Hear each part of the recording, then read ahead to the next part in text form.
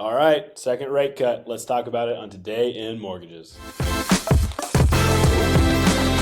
Hey, what's up, Dreammakers? Welcome back to the show. We're talking about what's real, what's hype, and we should actually be paying attention to out there in the world of mortgage and real estate news. It's Today in Mortgage. Rich, we got another big day in the news. How you doing?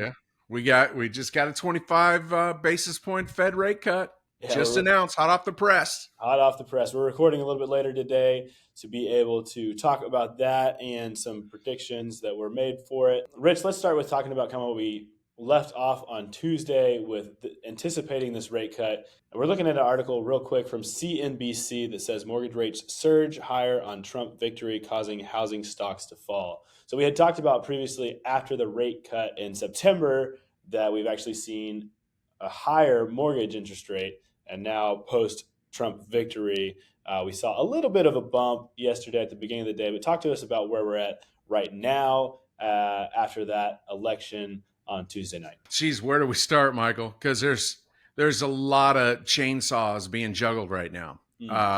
During Trump's campaigning, some of the big topics that he said he was going to do was, he was going to tariff, a lot of imports, and which have inflationary measures tied. He talked about tax cuts, which less revenue only increases our debt and deficit, which again is inflationary because of interest rates on treasuries, or the yields on interest rates need to go up on treasuries to entice more investment, basically to finance our debt. So there was a lot of things. So initially, the move was from treasury into growth stocks, things that would benefit under a Trump administration.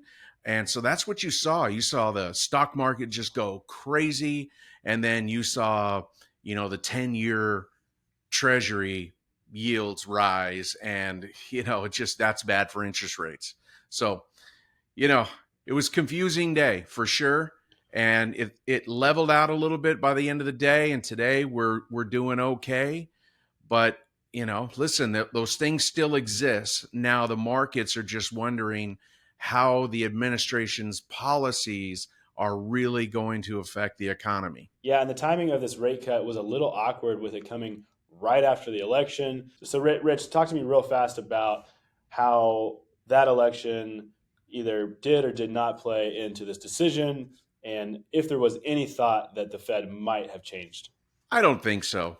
The Fed is independent. They already had their mind up, 25 basis points. The chances for the cut has been baked into pricing for a long time now.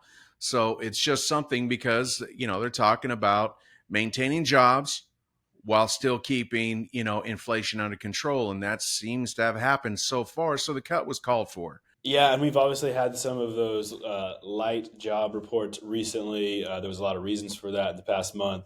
So, Rich, obviously going into December, we had anticipated another rate cut. Do we still think that that's coming? Yeah, I mean, the chances are still there that it's going to happen. It's a little bit lower than it was, but it's likely to still happen unless, again, if we get job reports that show a bunch of jobs were added, which we're likely to see on the next report, I don't know what to expect, honestly. I mean, there's just, like I said, there's so many chainsaws being juggled right now. They're trying to digest a new administration coming in.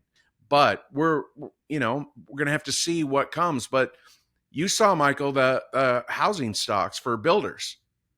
I mean, they got worse. They got worse because the anticipation that rates will be higher for longer because of all the inflationary stuff, lower taxes for people. That was one of Trump's campaign, topics, and tariffs on imports.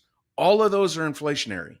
So if inflation stays high, the Fed rate stays high, and interest rates stay high for longer. So that is the big concern. So it's really hard to guess what next month brings, or even 6 months down the road at this point. Right. And we see that that's kind of the caveat, is that even with this rate cut, even with an anticipated rate cut in December, we're not seeing rate relief on the street pricing for mortgages and et cetera. So, Rich, nothing has really played out in the last 3 months that I thought was going to play out. And so we're seeing that continue, the trend that these things just aren't super predictable. And so, Rich, I'll give you the chance to say the thing that you always get to say, is that these aren't predictable.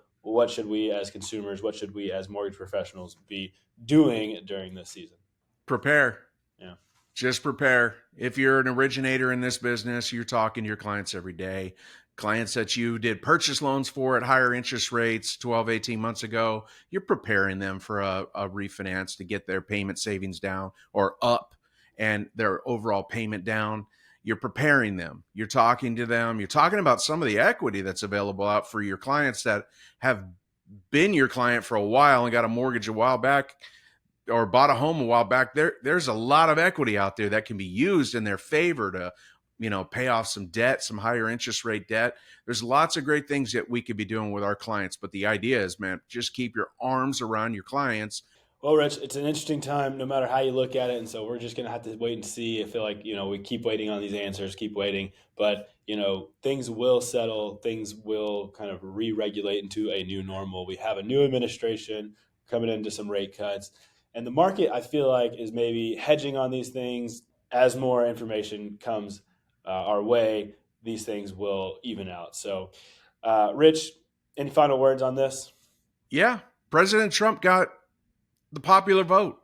He got a lot of votes, and he got a lot of votes on promises that the economy is going to be better and interest rates are going to be lower and life is going to change. So there's a lot of pressure on his administration to make that happen.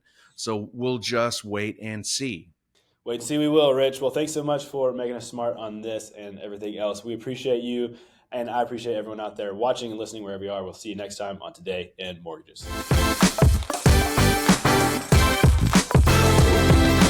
Today in Mortgages is produced by Network Funding LP, which is an equal housing lender, NMLS 2297. The content of this program is meant to be a commentary on mortgage and real estate news, and any discussion of rates and or products should not be taken as an individual mortgage or home buying advice or pricing estimates. And any commentary on this show should not be considered a promise to make a loan.